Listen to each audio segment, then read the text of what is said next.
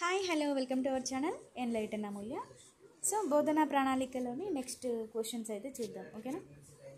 Unit పథక సోపానం కానిది ఏంటట? నల్లబల్ల పని. ఎందుకంటే నల్లబల్ల పని అనేది యూనిట్ ప్లాన్లో ఉండదు. అక్కడ ఏముంటాయి, మనం ఏం యాక్టివిటీస్ చేయించాలి అండ్ మూల్యాంకనం, విద్యార్థుల పూర్వజ్ఞానం అనేది యూనిట్ పథకంలో ఉంటాయి. బట్ నల్లబల్ల పని అనేది ఉండదు.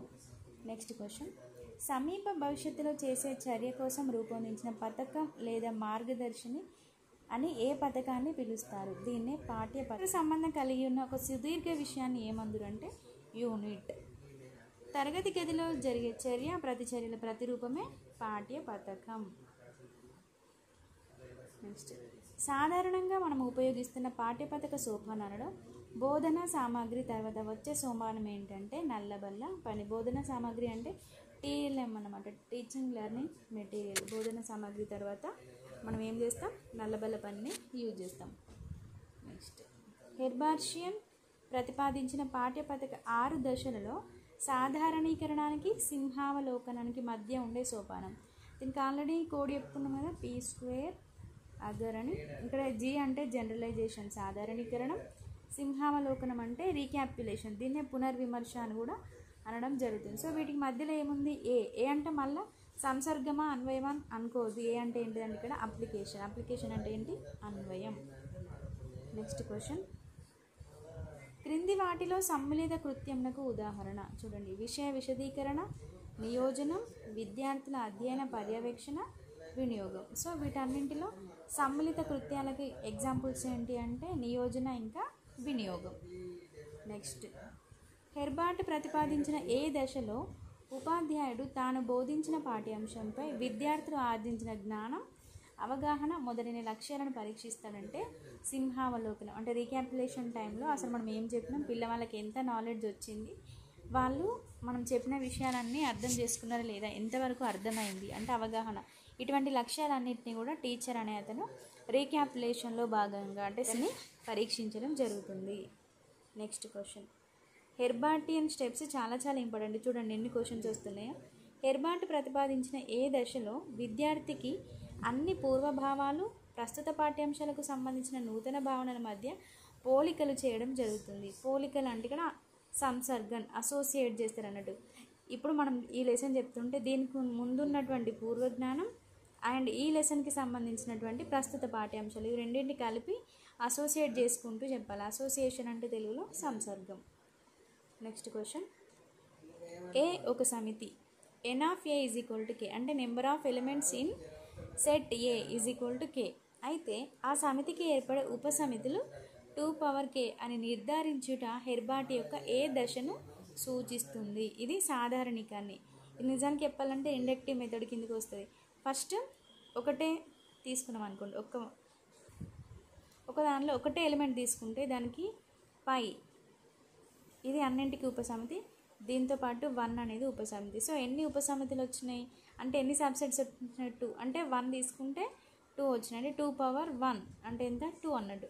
అట్లనే 2 తీసుకున్నప్పుడు మనకి 4 వస్తాయి, 3 తీసుకున్నప్పుడు 8 వస్తాయి. సో ఇవన్నీ ఎగ్జాంపుల్ చేసిన తర్వాత లాస్ట్కి ఏం కన్క్లూడ్ చేస్తారంటే ఒక సెట్లో k నెంబర్ ఆఫ్ ఎలిమెంట్స్ ఉంటే నెంబర్ ఆఫ్ సబ్సెట్ అనేది 2k నిర్ధారించడం జరుగుతుంది. సో దీన్నే సాధారణీకరణం అనడం జరుగుతుంది. Next question,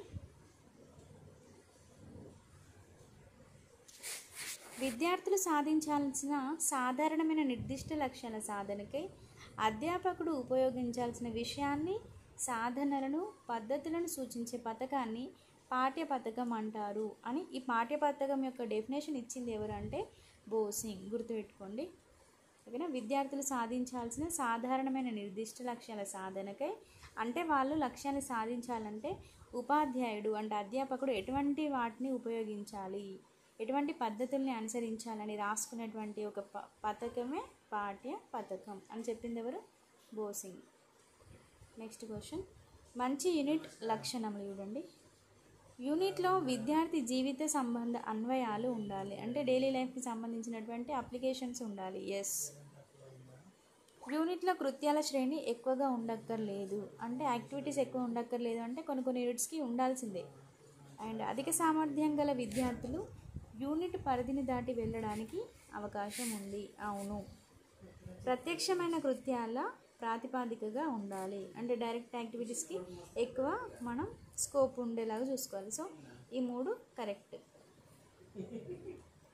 next question. అభ్యాసకుడు విహంగ వీక్షణం చేయగల సంబంధిత పెద్ద విషయ భాగమే యూనిట్ అని నిర్వచించిన వారు ప్రెస్టన్. విహంగ వీక్షణం అంటే పక్షి అని గుర్తుంచుకోండి. విహంగం అంటే ఏంటి? పక్షి కదా. పక్షి ప్రెస్టన్ పీపీ. విహంగ వీక్షణం చేయగల అతిపెద్ద విషయమే యూనిట్ అని చెప్పింది ఎవరంటే ప్రెస్టన్. నెక్స్ట్. వికాస వ్యాసక్తులకు చెందిన అంశం కానిది. వికాస వ్యాసక్తులు అంటే ఏమని చెప్పుకున్నా ముందు?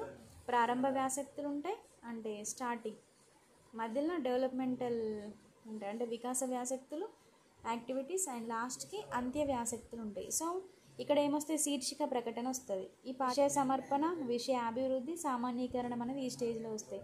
కాబట్టి వికాస వ్యాసక్తులు లేనిది ఏంటంటే శీర్షిక ప్రకటన, ఎందుకంటే ఇది ప్రారంభ వ్యాసక్తుల్లో ఉంటుంది. నెక్స్ట్. పాఠ్యపథక రచనలో హృదయం లాంటిది ఏంటి?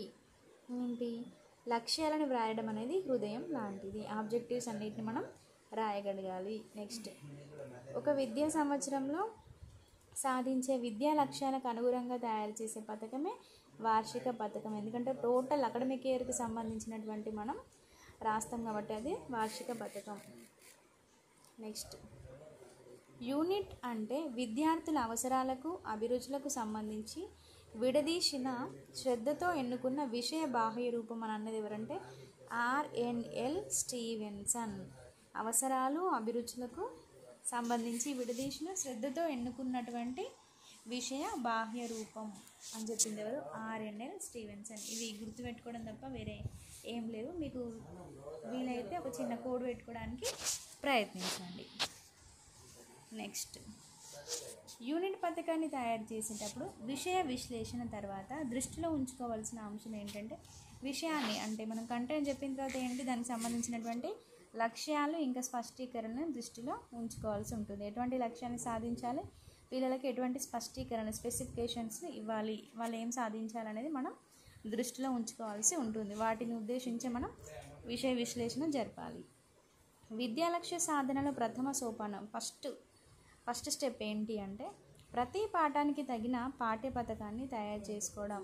సో అన్నింటికి సంబంధించి లెసన్ ప్లాన్ రాసుకోవడం అనేది చాలా చాలా ఇంపార్టెంట్. సో ఎవరైతే బీఎడ్ అయిపోయిన వాళ్ళు కావచ్చు, కొత్త బీఎడ్ సెకండ్ ఇయర్ ఉన్న వాళ్ళు కావచ్చు, పీరియడ్ ప్లాన్ ఇంకా లెసన్ ప్లాన్స్ ఉంటాయి కదా, ఇంకా ఇయర్ ప్లాన్, ఇవన్నీ రాయడం ఖచ్చితంగా నేర్చుకోవాలి. రియల్ లైఫ్లో ఇప్పుడు మనం టీచర్ అయిన తర్వాత కూడా ఎవరు ఇన్స్పెక్షన్కి వచ్చినా ముందు ఇవే అడుగుతారు. కాబట్టి ప్రతి యూనిట్ ప్లాన్ లెసన్ అంటే వేరే దగ్గర అయితే లెసన్ ప్లాన్ అంటారు, మనకైతే యూనిట్ ప్లాన్ అంటారు. మనం లెసన్ అనం కాబట్టి దీంతోపాటు పీరియడ్ ప్లాన్, ఒకటి ఇయర్ ప్లాన్ రాసుకొని ఉంచుకోవాలి అందరు. ఓకేనా? So thank you for watching and see you in next class.